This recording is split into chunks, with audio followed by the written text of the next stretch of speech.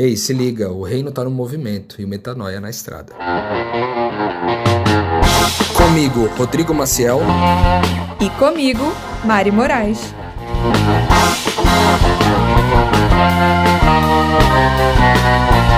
E na estrada de hoje você vai ouvir...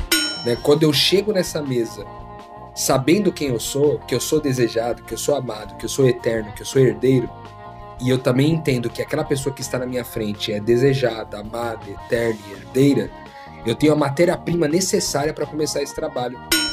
E nesse grupo que tem um crescimento exponencial, completamente descentralizado, descontrolado, imprevisível e lindo, algumas pessoas sentem um chamado de caminhar mais de perto com a gente na nossa vida.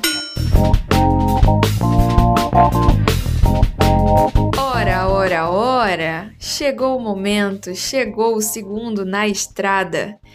Esse que é o programa que te mostra a realidade da vida missionária, sem censura, sem mimimi, sem conversinha e com pouquíssima teoria. Aqui o nosso foco é a prática e a pergunta de hoje conseguiu me deixar mais feliz do que a pergunta de semana passada. Isso mesmo. Se você não ouviu ainda, a gente respondeu como foi o nosso chamado. Respondemos eu e o Rodrigo Maciel, que compomos esse programa, aliás.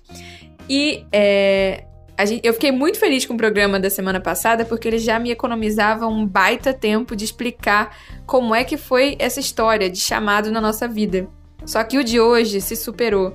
Sabe por quê? Porque ele vai responder como é exatamente o trabalho que a gente executa nessa missão. E como a gente escolheu fazer isso de um jeito muito peculiar, muito diferente, eu posso te dizer que a resposta com certeza vai te intrigar, mas eu espero de verdade que ela te mova a participar. Então aí vai, espero que você goste. E essa é a pergunta de hoje. Como é exatamente o trabalho que vocês fazem? Muito bom, Mariana, aqui na apresentação, aqui fazendo o teste. A gente tá aprendendo a ser na pegada do Lucas, né? Talvez um dia a gente chegue lá. O Lucão, experiente, 5 anos de Metanoia. Aliás, um abraço pro Lucas e pro Gabriel Zambianco, que compõem aqui o podcast Metanoia no programa de terça-feira. Também mandar um abraço aqui para toda a galera que vive com a gente em Vila Velha, né? A Abigail, a Gabi, o Léo e também a Brenda e a Raíssa que estão com a gente aqui passando uma temporada. Bom demais. E aí, como é que é esse negócio aí, Mariana? Como é exatamente o nosso trabalho? Por onde que a gente pode começar a responder essa pergunta? Jogou a bola para mim, né? Mas beleza. Eu creio muito que toda pergunta boa tem 2 jeitos de ser respondida. Um é muito simples e o outro é muito complexo. Já que o Rodrigo foi espertinho e passou o problema para mim, eu já vou responder de um jeito simples. Como é o trabalho? Como ele acontece? Digamos que nós promovemos o máximo de mesas possível. O foco do nosso trabalho, o nosso ambiente de trabalho, em geral, é a mesa. A gente capta uma grande quantidade de pessoas para essas mesas, que são basicamente momentos onde a gente está intencionalmente comprometido com uma atmosfera de verdade, bondade, beleza e vontade. Se você acompanha a Metanoia, já sabe muito bem o que isso significa, que são basicamente os 4 elementos da glória de Deus, para que naquele momento ali, que pode ser o único momento que a gente vai ter com aquela pessoa, o que a gente quer garantir é que ela sinta pelo menos o cheiro, que ela experimente em algum momento da vida dela o que é estar sentado diante de um filho de Deus e que promove a atmosfera da família, que representa a atmosfera da família, que tá lá intencionado, que tá lá com vontade de estar onde tá, que não faz frufru, não inventa mentira, que tá sendo verdadeiro, não vai fingir que tá bem se estiver mal e também não vai dizer que tá mal se as coisas também não estiverem ruins, que vai ter bondade, porque a gente não tá ali comprometido em simplesmente choramingar nossos próprios problemas, porque todo mundo tem problemas. A bondade, porque estamos ali para servir, no espírito de serviço.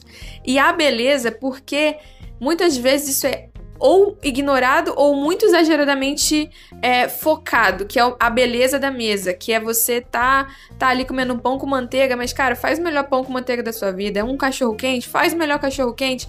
É um restaurante estrelado, não esteja lá por causa do status, mas valorize a oportunidade de comer bem. Então, vontade, verdade, bondade e beleza são o guia do nosso ministério na prática. E como a gente opera isso? Construindo mesas. Agora, essas mesas, meu filho, vêm em viagens com intenção missional, outras sem intenção missional, outras você só tá no ponto de ônibus, outra uma pessoa te manda mensagem, muitos ouvintes do Metanoia. Toda gente que a gente cruza no caminho, a gente promove mesa. E é assim que o ministério se constrói na prática. Isso é muito legal você falar disso, Mari, porque quando Jesus fala da ceia, ele fala pra gente comer, dar graças e repartir e fazer isso todas as vezes que a gente fosse comer. Ou seja, no intuito de comer, transformar esse comer, um gesto tão singelo e tão corriqueiro, tão comum, tão diário, em algo que transcende o pão que a gente come, mas é um coração grato que reparte, né? A gente tenta manter esse coração. Eu acho que tem um detalhe importante no que você falou, que é sobre a intenção do nosso trabalho, ou seja, a mesa vai acontecer inevitavelmente, né?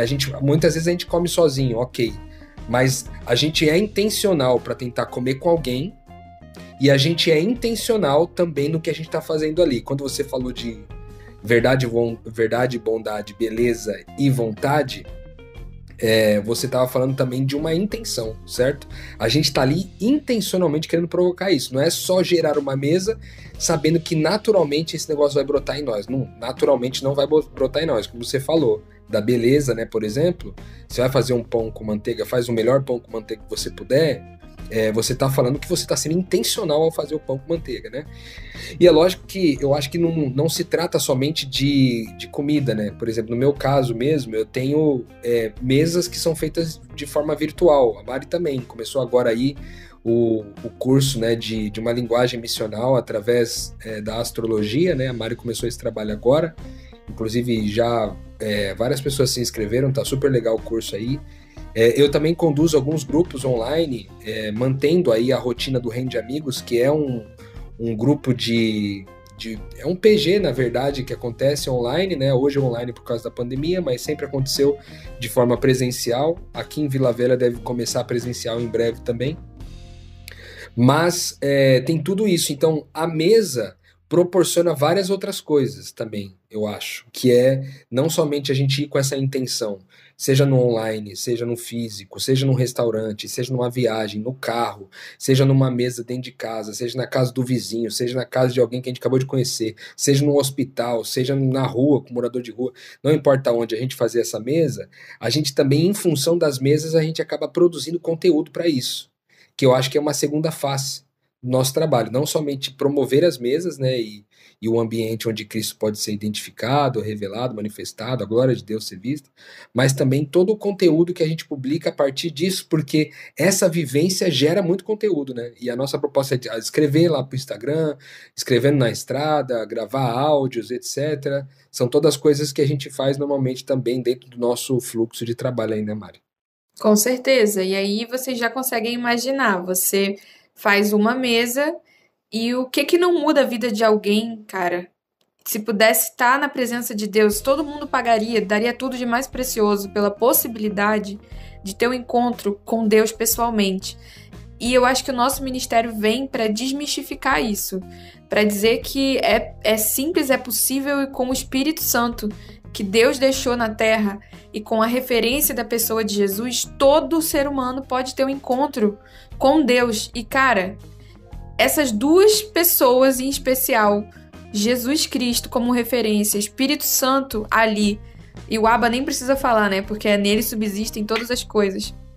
As vidas são transformadas, gente. Não é que a gente é bom conselheiro, bom psicólogo, que a gente tem uma inteligência muito acima da média, ou que a gente estudou muito para resolver problema, ou que a gente tem muito dinheiro também para resolver problema. Não é. Ali a disposição de servir faz as coisas acontecerem. E quando você reconcilia uma família, essa pessoa conhece uma pessoa no Maranhão. E aí essa pessoa do Maranhão conhece outra pessoa no Rio Grande do Sul, que conhece outra em São Paulo, que conhece outra em Portugal, que conhece outra nos Estados Unidos. E tem também uma grande marca de que depois dessas mesas, depois do encontro real com Jesus Cristo, as próprias pessoas que participaram de mesas com a gente são também edificadoras de mesas com outras pessoas. E nesse grupo que tem um crescimento exponencial, completamente descentralizado, descontrolado, imprevisível e lindo, algumas pessoas sentem um chamado de caminhar mais de perto com a gente na nossa vida. E aí, principalmente nos últimos 2 anos, a gente tem um pouco mais essa pegada de ir para um lugar, ficar uns meses e conviver mais intimamente com alguém, ficar na casa de alguém, e é discipulado o nome disso, né? A gente crê que o discipulado é uma coisa mais old school, mais bíblica mesmo, que é literalmente quase um segue-me mesmo, de andar junto, caminhar junto para aprender a fazer junto. Então, tem também, além desse grande setor pulverizado do trabalho, que é o grande foco, né, para quem a gente distribui conteúdo depois das mesas, tem também as pessoas que estão mais perto de nós, um raio aí, sei lá, umas 10 pessoas, 15 pessoas, que querem dar a vida por isso e querem viver um pouco mais literalmente focadas nisso. Então tem esses 2 eixos que eu lembro, assim, que eu acho que vale explicar para vocês. Muito legal, Mari. Aí a proposta dessa mesa também é levar uma matéria-prima, que é não só ali o pão que a gente vai comer, mas a matéria-prima espiritual, que é o Evangelho, né? O Evangelho, que é poder de Deus para todo aquele que crê. A gente, quando leva o Evangelho para a mesa, a gente está levando a boa notícia da graça de Deus, né? De que Deus nos perdoou, de tudo que a gente fez, faz e ainda vai fazer, como a gente falou no programa passado. A boa nova da identidade, né? De quem nós somos em Deus, mas também a boa nova dessa nova vida, né? E toda a paz que essa nova vida gera. Eu acho que quando a gente leva esse Evangelho para essa mesa, a gente leva algumas convicções, né? Algumas convicções que vão nutrir o nosso trabalho. Essa convicção que a gente já gravou, inclusive, uma série para o Metanoia, que é sobre o fato da nossa identidade nutrir o fato de a gente ser desejado, amado, eterno e herdeiro de todas as coisas. Isso acaba levando a gente a uma postura diante das pessoas com as quais a gente se relaciona à mesa, né? Quando eu chego nessa mesa sabendo quem eu sou, que eu sou desejado, que eu sou amado, que eu sou eterno, que eu sou herdeiro, e eu também entendo que aquela pessoa que está na minha frente é desejada, amada, eterna e herdeira, eu tenho a matéria-prima necessária para começar esse trabalho, né? Que basicamente a gente está falando sobre reconciliação. A mesa, para que Deus seja visto, como a missão de Deus é a reconciliação, então a matéria-prima básica é a identidade. É isso tudo que a gente falou para vocês, a identidade, a graça, o evangelho, o sacrifício de Jesus por nós. Uma vez bem compreendido isso, a gente consegue ir para essa mesa com mais qualidade, né? Eu acho que o que você falou me lembrou um pouco disso, de que a verdade vos libertará. Conhecereis a verdade e a verdade vos libertará. Você pode ser muito bondoso, você pode ser muito legal, muito gente boa, muito bem disposto. E você pode até aplacar o sofrimento de alguém, mas só a verdade sobre o mundo e sobre aquela pessoa pode libertá-la da opressão.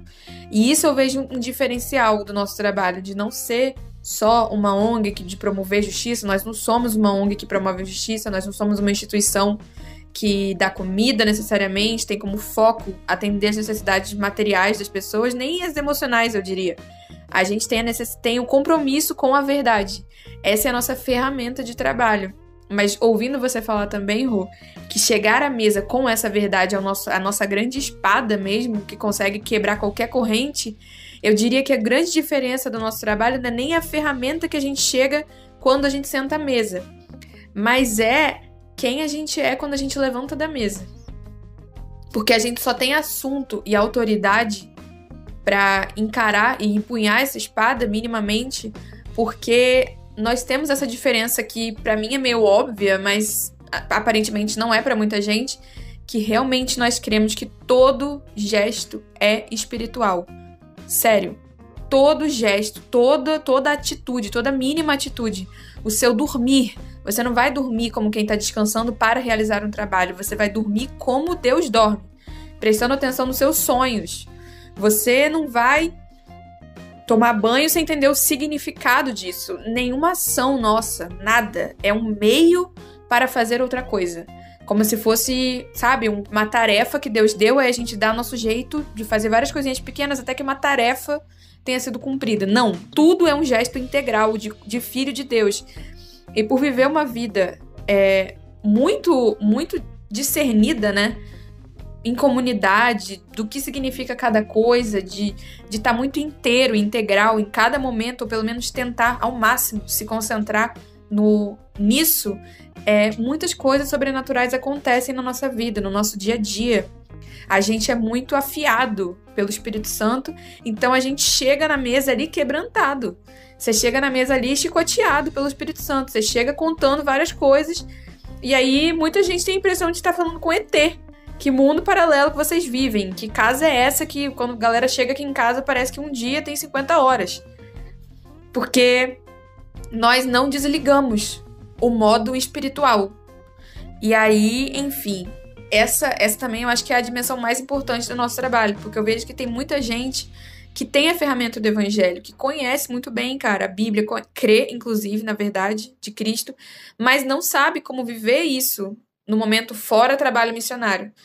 Então, eu acho que isso é a grande diferença desse grupo de louco, assim. Estando à mesa, né, Mari, a proposta, essa atmosfera que é gerada, e é muito doido isso, cara, que eu tava pensando aqui enquanto você tava falando aí, que essa atmosfera ela é gerada pelo ser. É mais ou menos assim, Jesus tá numa mesa, imagina que você tá aqui diante de Jesus, ele sentou na tua frente, ele bateu na porta da tua casa e ele veio comer com você. Então, a presença de Jesus naturalmente gera uma atmosfera. E é essa atmosfera que vai produzir, ela vai instigar, eu acho, incentivar para que toda essa verdade, bondade, beleza, etc., da outra pessoa venha à tona.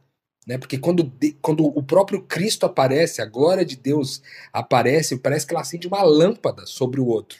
De forma que ele começa a ver a verdade a seu respeito. Né? E é nessas horas que a gente percebe as oportunidades de reconciliação, que a reconciliação, às vezes a pessoa está com uma dificuldade com Deus, e o problema dela é que está com raiva de Deus, está com ódio de Deus, ou ela não entende como que é o trabalho de Deus, ela acha que Deus é manipulador, ela acha que Deus está como, tipo, marionetes, tratando a gente como marionetes, assim, e tal, e aí a gente vai trabalhar nessa dimensão da reconciliação dessa pessoa com Deus, para que ela entenda que Deus não é somente um cara lá sentado no trono e tal, mas é um Deus Pai que está na frente dela, ele é Senhor de todas as coisas, é o Deus Criador de tudo, mas ele é também Pai, né? Então essa é uma das dimensões de reconciliação que a gente trabalha à mesa quando essas lâmpadas são acesas. Nós entendemos que assim como o exemplo que eu dei agora, de que Jesus está ali, chegou Jesus para comer com você na tua mesa, ele entrou lá, sentou na tua mesa, na sua frente, começou a comer com você, acendeu todas as lâmpadas a respeito de quem você é. A mesma coisa acontece com a gente. Eu entendo que quando eu sento naquela mesa, eu sinto como Cristo. E aí por isso acende todas as lâmpadas possíveis naquela relação com aquela pessoa. Então a dimensão de reconciliação com Deus pode ser percebida quando então essa pessoa, a lâmpada que é acesa, revela que essa pessoa está com raiva de Deus, que ela não está reconciliada ao final. Existe uma inimizade dessa pessoa com Deus ainda. E aí a gente vai trabalhar essa questão usando o evangelho, a graça de Deus, a identidade e tal, para poder trazer a luz a essa pessoa, para entender que talvez ela tenha crido numa mentira e por isso que ela vive desconciliada com Deus, né? Fora isso, a gente vai ter outras camadas de reconciliação, né? E outra delas é, por exemplo, a reconciliação com a gente mesmo, né? Comigo mesmo. Como que é isso, mais ou menos, Mari? Cara... Momento Pix. Oi, aqui é Abigail Marinho, estou falando aqui de Vila Velha, que sou muito abençoada pelo trabalho do Rô e da Mari. Te convido a apoiar esse trabalho para que mais vidas possam ser abençoadas, assim como eu sou abençoada também. Um beijo, galera!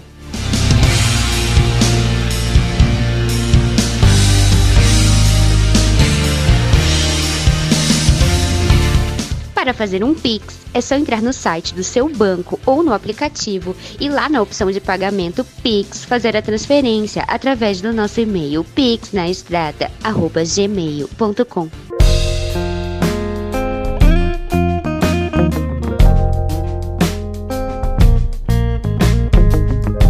que, como você falou, a glória de Deus, pensa assim, o Espírito de Deus existe, gente. Ele é uma substância a qual a matéria não fica inerte. No momento em que qualquer coisa está diante da glória, da presença do Espírito Santo real, intencional, nada fica indiferente. Nada fica indiferente. Ou alguma coisa é mexida ali dentro da pessoa para que uma mentira pule para fora, o Espírito Santo faz um trabalho ali e aí vai dando sabedoria durante a conversa para essa reconciliação nessas dimensões que o Rô falou. Ou, inclusive, ela consome aquilo que não é Deus. Então você pode, inclusive, gerar uma perseguição, raiva, sentimentos negativos se a pessoa é rebelde também a essa glória. Então, só um parêntese, né, antes da gente continuar respondendo essa pergunta do Rô, lidar também com reações aparentemente negativas em relação à glória de Deus, que vai acontecer com todo aquele que é rebelde, também é parte do nosso trabalho. Mas eu volto a falar nisso depois. Essa reconciliação consigo mesmo, pra mim, ela é muito simples, cara. Nosso Deus é um Deus de família, nosso Deus é um Deus pai, nosso Deus detesta qualquer tipo de sentimento que afasta as pessoas umas das outras. Entre tudo da Bíblia que você pode gravar como representações do ministério de Cristo, criar conexões entre as pessoas é sem dúvidas a prioridade número 1 do nosso Deus.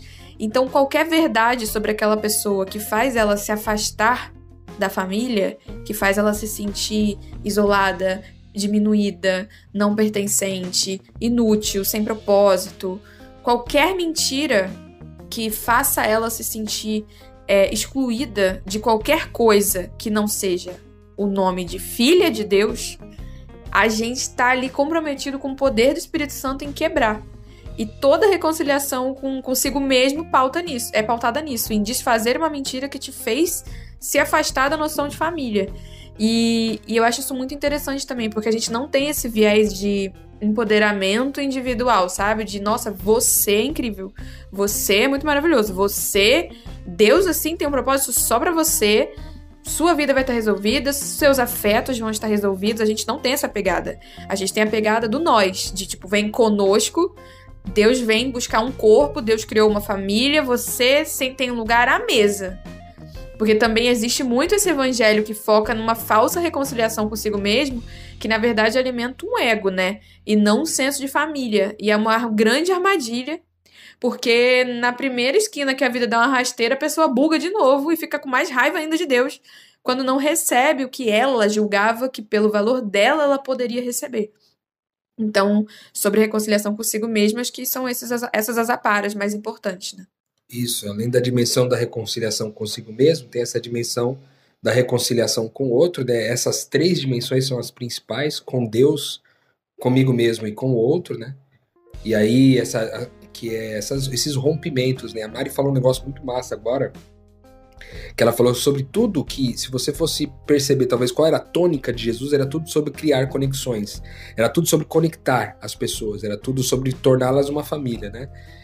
E é tão verdade isso que o oposto é tratado na Bíblia, por exemplo, numa lista de provérbios, se não me engano é provérbio 6, que fala que 6 coisas que Deus odeia e uma 7ª que ele abomina. E o que ele abomina é separar amigos íntimos, é separar pessoas íntimas.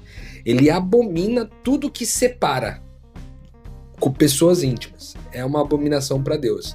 Então, da mesma forma que a tônica de Jesus era unir, conectar, juntar, a abominação para Deus é essa separação, né? Essa desconciliação. Por isso que a gente costuma dizer que uma reconciliação só pode acontecer numa relação que um dia ela foi conciliada. Por causa de uma mentira, ela se tornou uma inimizade, uma desconciliação, e agora a verdade sendo trazida à tona, traz a libertação e aí, portanto, a reconciliação, né?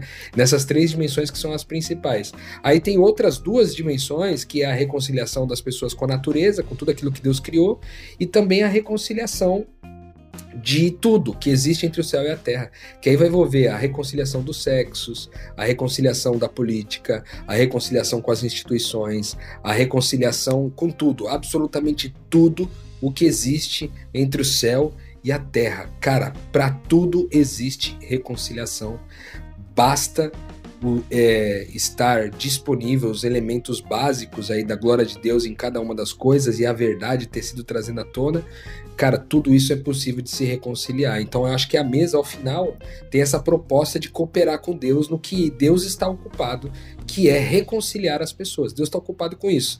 A Bíblia diz isso, que Ele nos deu esse ministério de reconciliação e a gente também agora, então, participa com Deus nesse ministério de reconciliar as pessoas. A missão é dele, ele vai cumprir, já está resolvido se Deus está fazendo, né? Mas a gente participa então pelo privilégio. E talvez em algum momento a gente converse aqui dos porquês que a gente faz esse trabalho, e talvez a gente vá falar um pouquinho mais sobre isso. Eu queria que você falasse, Mari, que me lembrou aqui agora um conceito importante que tem a ver com o nosso trabalho aqui, que é a questão da arminha do CS, né? Eu acho que ela fala um pouquinho sobre, tipo, quando a gente está à mesa, seja lá qual mesa for essa, a gente está com a arminha ligada o tempo todo. Explica um pouco esse conceito do CS, a arminha, o que é cada coisa aí. Primeiro pelo CS, né? Não, é um jogo que eu nunca joguei, mas já vi vários amigos jogando, irmão, né? Que é aquele jogo de guerra que você tá posicionado em primeira pessoa no jogo, sabe? Batalhando ali, você tem uma sensação de estar vivendo uma batalha em tempo real. Só aparece a arminha, né? Só aparece a sua mão ali segurando alguma arma e você está em pleno campo de batalha. E aí, faz um tempo, eu estava até aqui em Vila Velha, eu ouvi uma pregação falando sobre Gideão. E resumindo a história, teve vários critérios, né? Que Gideão começou com muitos milhares de pessoas para lutar uma guerra no exército de Israel. E aí, Deus foi dando a ele vários critérios, tipo, quem tá com medo, pede para ir embora. Aí foi sobrando pouca gente. Depois Deus falou, quem não tá afim, volta. Aí teve um dos critérios, o último critério, que quase já não tinha gente. Deus falou, Gideão, entre essas pessoas que estão aí elencadas para participar da batalha, eu sei que já tem pouco, mas eu quero que você peça aos guerreiros para beberem água. E quem beber água e se demorar pela água, soltar as armas e ficar debruçado no rio igual um animal bebendo, não chame esses para batalha. Só chame para batalha os poucos que segurarem a arma enquanto bebem água e rapidamente seguirem. O que essa metáfora fala para nós, né? A água, ela tem muito esse simbolismo de sentimentos, de choro, de lágrimas, de dramas e tal. E existem pessoas que creem muito no reino de Deus, mas elas se demoram sobre sentimentos e elas esquecem que a gente está vivendo uma guerra espiritual. Eu mesma já caí muito nessa cilada, que é achar que eu tô aqui na Terra para criar um mini céu, para que eu possa experimentar esse minicéu com pessoas que eu gosto ou pessoas que queiram. E não é uma verdade sobre o evangelho, não é uma verdade bíblica nem profética. A real é que o inferno tá ardendo todos os dias, o inferno bate na nossa porta, a gente tá no mundo mais desigual, cruel, assassino da história da humanidade, mais desigual possível. E o cristão, ele não vem à Terra para viver um minicéu, o cristão vem à Terra para lutar uma guerra e não se demorar sobre qualquer questão emocional sem soltar as armas, né? E quais são as armas? A palavra, o discernimento, os dons espirituais, né? Que promovem a glória de Deus, a sabedoria, todos os seus dons, a arte, todos os recursos que Deus te deu, não soltar a mão de utilizá-los no momento devido. Então, feita essa contextualização, e voltando ao CS, para vocês entenderem, eu tava conversando com uma amiga e ela já era do reino, ela tinha uma consciência muito grande sobre Jesus e ela tava me bugando um pouco porque ela tava fazendo umas paradas assim, tratando uma pessoa de um jeito que não fazia nenhum sentido com quem ela sabia que ela era, que era Cristo, que é Cristo, né? E aí eu falei, mas amiga, não tá fazendo sentido isso pra mim. Se você crê que você é Cristo, por que você tá à vontade de tratar essa pessoa desse jeito e não tá nem arrependida, sabe? Ela falou, mas Jesus também fica bravo, tá tudo bem. E aí eu falei, não, você sabe que eu não tô te julgando, é que eu tô confusa de como tá o seu discernimento na prática pra você fazer isso. E ela falou, sei lá, não penso sobre isso na hora. E ela me perguntou como era meu discernimento. E nessa hora eu buguei, porque realmente, gente, eu achava que todo mundo do reino funcionava assim. E eu percebi que era só eu que tava vivendo um game, ou poucas pessoas vivendo, eu não conheço muitas, que viam a vida quase como um CS, onde você é Cristo.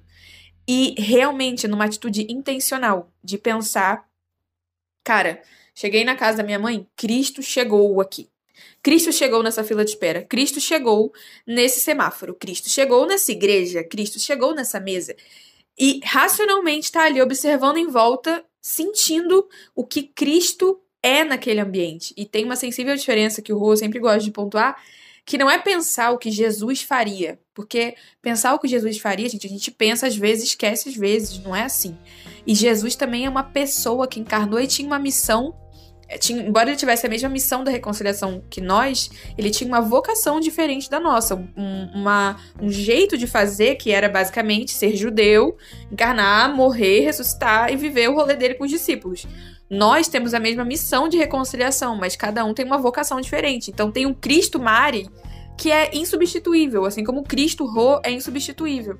E a igreja é a coletividade de Cristos, a unidade de Cristos, melhor dizendo, no mesmo ambiente, cada um vivendo a sua vocação. Então cada um tem a sua arminha, cada um luta uma guerra e juntos nós representamos Cristo. Então onde eu quero chegar? Eu realmente vivia esse jogo de CS e pensava tudo como uma estratégia de ação de Cristo no ambiente. E ela achou muito louco isso, aplicou na vida dela, e isso virou um grande mote do nosso ministério, de liga a arminha, no momento que é basicamente um símbolo de toma consciência, toma intenção da tua identidade, toma posse da tua identidade e não desliga a arminha. No momento em que você esquece que você é Cristo, velho, é ali que começa a dar bosta. Você dá 5 minutos, já nasceu um ídolo no seu coração. Você dá 5 minutos, você tá ligando pro ex, dá 5 minutos, você já fez um empréstimo. E é claro que a gente desliga a arminha às vezes, mas entender que o evangelho é tentar ao máximo ter consciência dessa arminha, de entregar a glória, de entregar a bênção onde você tá, é básico, entende? E claro que quando alguém desliga, tem um outro com a arma ligada, que fala, pô, levanta essa arma aí, tá? Opa! Bota o pi aí, Rodrigo. Então a arminha que o Rô falou, que é uma grande dimensão, se você vier aqui em casa ou comer com a gente, você vai ouvir isso aí. Liga a arminha! E aí a gente até fica sendo confundido com lideranças políticas que não devem ser mencionadas, porque a gente faz símbolos de arminha com a mão, mas, gente, é uma arminha só pra simbolizar a guerra, a batalha espiritual e até pra redimir, né? Redimir o símbolo da arminha, já que Cristo veio pra redimir tudo não é santo, tudo não é puro. Que você nos olhe fazendo a arminha com a mão e pense agora em tudo que é mais bondoso, puro e maravilhoso no mundo, que é entregar a glória de Deus intencionalmente. Muito legal, Mari. Esse negócio do CS, né? A sigla CS significa Counter-Strike, é o nome do jogo de videogame, né? Mas também lembra um pouco, tem vários jogos que tem essa mesma dinâmica, né? Muita gente gosta de jogar esse tipo de jogo aí. É interessante que durante o jogo, você tá com a arminha ligada para matar os inimigos, né? A tua ideia durante o jogo, matar alguém que estava vivo, que estava vindo na sua direção como seu inimigo. E para nós é um pouco parecido, mas significativamente diferente. Que eu tô com a minha armada e cada tiro que eu dou é um tiro de vida em alguém que estava morto e agora eu quero que ela venha à vida, né? Diferente do jogo do CS normal, que você tira a vida de alguém. Nesse CS, quando eu tô com a arminha ligada, é para eu poder gerar vida em alguém. Quando eu gero vida em alguém, eu trago ele naquele aspecto da vida, eu trago ele da morte para a vida, né? Que é isso o ministério que também Jesus deixou pra gente, esse ministério de gerar vida, de profetizar sobre o vale de ossos secos e ver esses ossos se unirem e gerarem, né, um exército de filhos de Deus que são geradores de vida por onde passam. Muito massa esse conceito do CS aí, e eu quero deixar aqui os créditos ao Filipinho, que lá em 2013 deixou o 1x1, né, o termo 1x1, que é um encontro de 1 a 1, de duas pessoas buscando gerar vida uma na outra. Ele deixou essa herança pra gente do 1x1, sem saber que o 1x1, que é um termo também do Counter-Strike, seria utilizado para hoje no nosso ministério. Esse ministério que inclui pessoas que, em geral, por exemplo, Mariana e eu não jogamos esse jogo de videogame. Ao menos não na tela da televisão. Mas, muito bom. Eu queria, já caminhando aqui pro fim do nosso episódio, Mariana, queria perguntar o seguinte. É possível, para quem não é missionário, viver desse jeito? Tipo assim, a pergunta de hoje foi: como é exatamente o trabalho de vocês? A gente contou aqui basicamente como é que é o dia a dia e tal. E eu acho que algumas pessoas devem estar se perguntando agora o seguinte: cara, mas isso aí então é o trabalho de um missionário? Ou é o trabalho de todo mundo? Todo mundo deveria fazer a mesma coisa? Então o que difere um missionário de alguém que não é missionário e deveria fazer o mesmo? Como que você vê essa coisa aí, Mari? Vamos encerrar o episódio com uma polêmica, que provavelmente vai virar outro episódio. Mas, cara, vamos ser sinceros aqui comigo. Você que trabalha, você que sabe o que é gerir um emprego ou um negócio, você sabe que o sistema está muito ocupado em distrair a gente. E que na hora que o calo aperta, ninguém lembra de arminha, de coisa nenhuma. E que se você não der a vida por essa consciência, provavelmente você não vai fazer dela uma consciência. Vai ser, na verdade, uma lembrança que pode aparecer a cada vez que você olha o Instagram de um pastor ou ouve o Metanoia, você fala, caramba, quero muito viver isso, e você dá o seu melhor. Mas a real é que não dá para você, muitas vezes, conciliar essa consciência com a prática de quem, por exemplo, gera uma empresa ou simplesmente tem relatórios a dar a um chefe. Porque a Arminha muitas vezes vai te falar, pega teus bens e entrega. A Arminha pode te falar, perdoa essa dívida. A Arminha vai te falar para tomar decisões que o sistema não quer que você tome. Então eu poderia dizer que aonde você estiver, ter um compromisso com essa guerra espiritual vai te conduzir inevitavelmente à vida de Cristo. E a palavra missionário é só um nome que a gente consegue transitar num sistema para descrever alguém que deu a vida para não esquecer o máximo que puder essa consciência de guerra espiritual. Então, dá para você aplicar isso? Dá, mas você vai começar a viver muita frustração porque essa arminha vai fazer você tomar decisões tão loucas quanto o nosso mestre instruiu e você vai bugar. E provavelmente, se você der a vida pela arminha, pela guerra espiritual, bem-vindo ao nosso time, você é um missionário. É isso aí. Excelente resposta, Mari. Não tem nada a adicionar. Bora lá! Muito bom, acho que nós respondemos aí a pergunta de como é exatamente o trabalho da gente.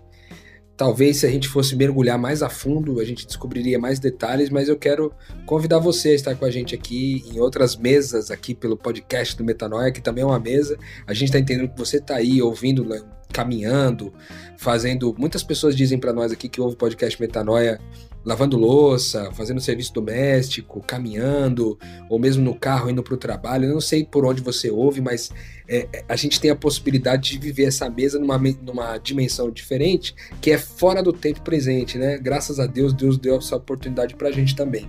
Então quero convidar você a estar com a gente toda sexta-feira aqui, no podcast Metanoia. A gente vai postar novos conteúdos, contando um pouquinho mais sobre nós.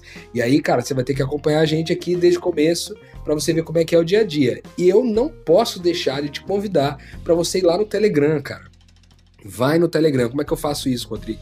Como é que eu entro no canal de vocês no Telegram? Você acessa lá o Instagram do Podcast Metanoia, digita lá Podcast Metanoia, entra na nossa página principal ali do Instagram, clica no link que fica ali na página principal, que a gente chama de bio. Aí você vai acessar uma outra página que vai ter lá um Na Estrada. Você clica lá e você vai cair direto no Telegram. Se você não tiver esse aplicativo no seu celular, ele vai pedir para você baixar. Você baixa o aplicativo, entra no canal, clique em entrar, e aí você vai acompanhar com a gente todos os dias as coisas que a gente vive por aqui. A gente tem se esforçado para postar diariamente lá. E a proposta foi ter um canal um pouco mais reservado somente para aqueles que realmente querem, né, acompanhar o dia a dia da gente aí, para que a gente pudesse ter uma comunidade fechada que acompanha nosso trabalho, ora por nós, sustenta esse trabalho de alguma forma, abençoa a gente com afirmações de identidade, enfim, que sustentam que esse trabalho permaneça sendo feito. Então é isso. Finalizamos hoje então o podcast. Nós estamos aqui exatamente numa terça-feira às 18h12 gravando esse episódio, e que não sabemos exatamente quando ele vai ao ar, mas a nossa expectativa é que vai em breve, e eu quero continuar contando com você. Algum recado especial finalizando aí, Mariana, pra gente encerrar o episódio de hoje? Não, só um boto fé e até a próxima. Então eu digo a mesma coisa, boto fé e até a próxima. E é lógico, não posso deixar de dizer que o reino está no movimento e o Metanoia na estrada.